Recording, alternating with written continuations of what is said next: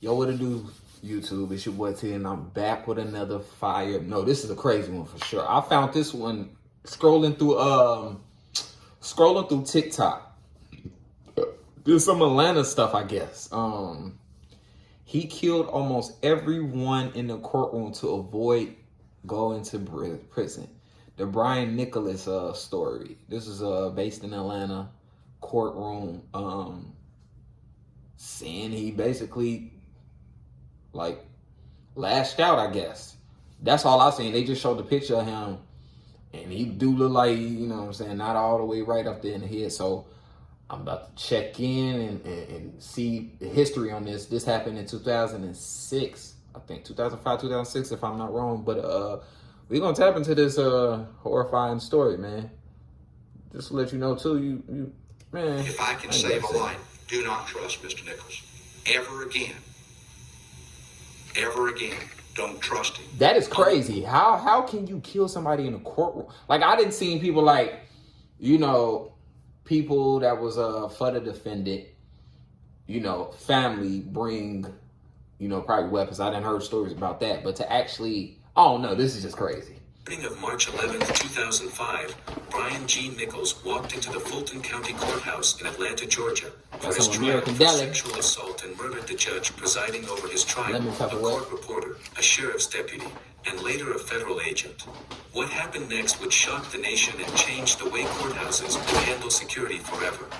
Welcome to Crime Corner. Yeah, how was the Subscribe security? and hit the bell icon for more stories.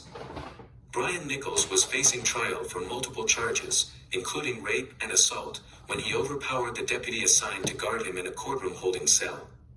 He took the deputy's gun and went on the run, ultimately killing 4 people over the course of the next few hours. He never go that crazy. Deputy assigned to guard him in a courtroom holding He cell. knocked her right. He took the deputy's gun and went on the run, ultimately killing 4 people over the course of the next few hours. After escaping, Nichols went on a terrifying rampage, killing a judge presiding over his trial, a court reporter, and a sheriff's deputy who tried to intervene. He fled the courthouse and carjacked several vehicles before eventually taking a woman named Ashley Smith hostage in her own apartment.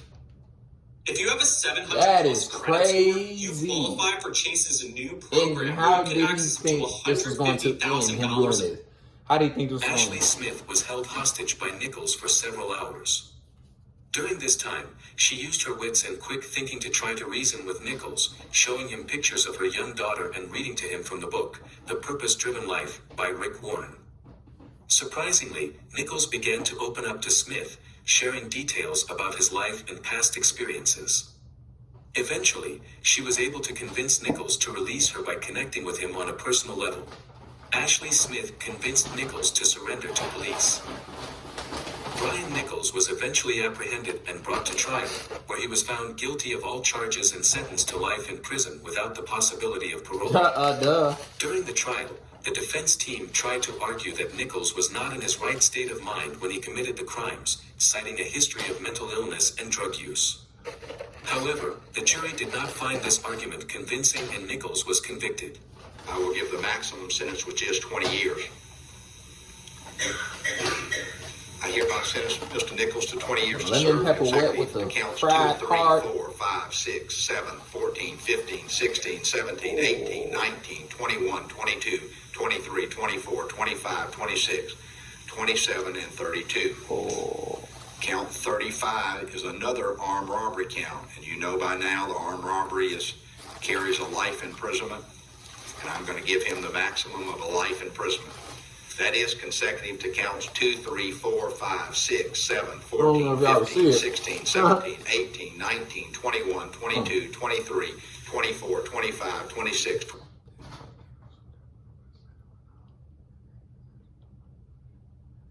Amen. 7, 32, and 33. None of carries a life imprisonment, and I'm going to give him the maximum of a life imprisonment. That is consecutive to counts 2, 3, 4, 5, 6, 7, 14, 15, 16, 17, 18, 19, 21, 22, 23, 24, 25, 26, 27, 32, and 33. None of this will be served on probation. I'm not planning on giving Mr. Nichols any probation at all. Neither am I planning on giving him a fine. even though Somebody you text may me. not like Mr. Nichols. Let's give a fair trial to everybody. Let's let them continue to be innocent until proven guilty. Let's give everybody a jury trial if they wanted it, and that's what Mr. Nichols wanted, and that's what he got. And let's treat them perhaps better than they treated everybody else. I don't want to make it personal, but at the same time, if I can save a life, do not trust Mr. Nichols. Ever again. Oh, okay. You're cool, no more? Ever again. Don't trust him. 11 life sentences, 4 without parole, and another 385 years for Atlanta's courthouse killer. It was a crime that shocked the city and devastated the legal community. Brian Nichols gunned down 4, including a judge, in a 2005 spree that began at a downtown I'm scared courthouse. of him. The third That was up. without parole. And they treated everybody else. I don't want to make it personal, but at the same time, if I can save a life, do not trust Mr. Nichols. Ever again. Ever again. Don't trust him.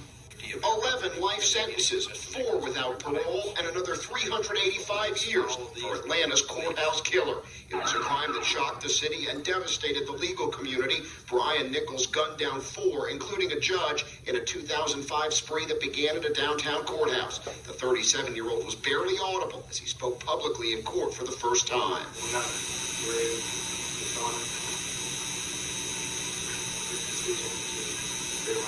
Prosecutors wanted the death penalty, but 12 jurors couldn't agree on execution. Let me know in the comment. Was that necessary? Y'all think?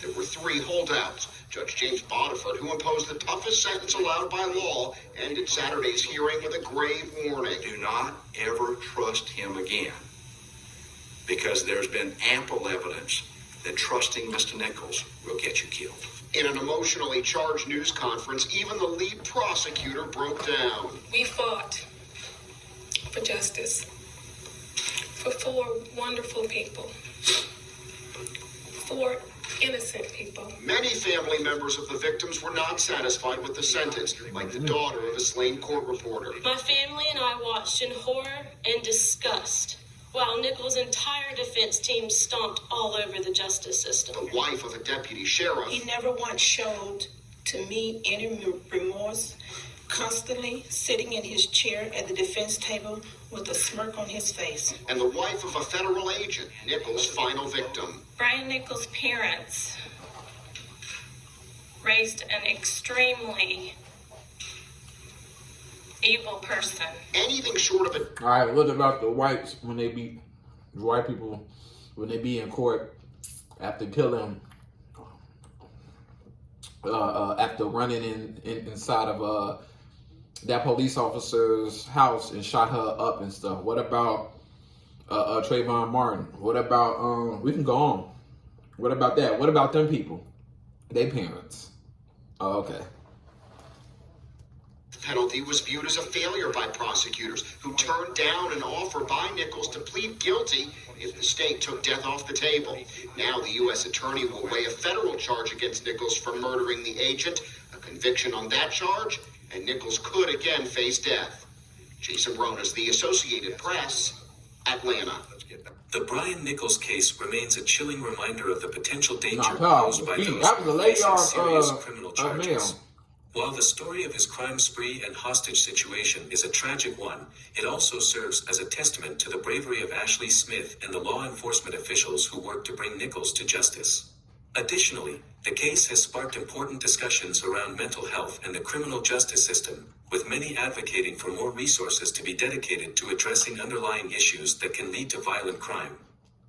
Are you a registered nurse who wants to swap out your 12-hour soul-crushing shifts for more meaningful work? Want to know that you're making a lasting difference in your patients' lives?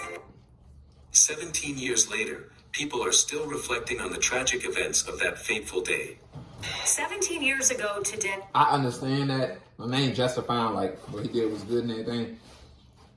But I feel like in using stuff, pick and choose what's important and stuff.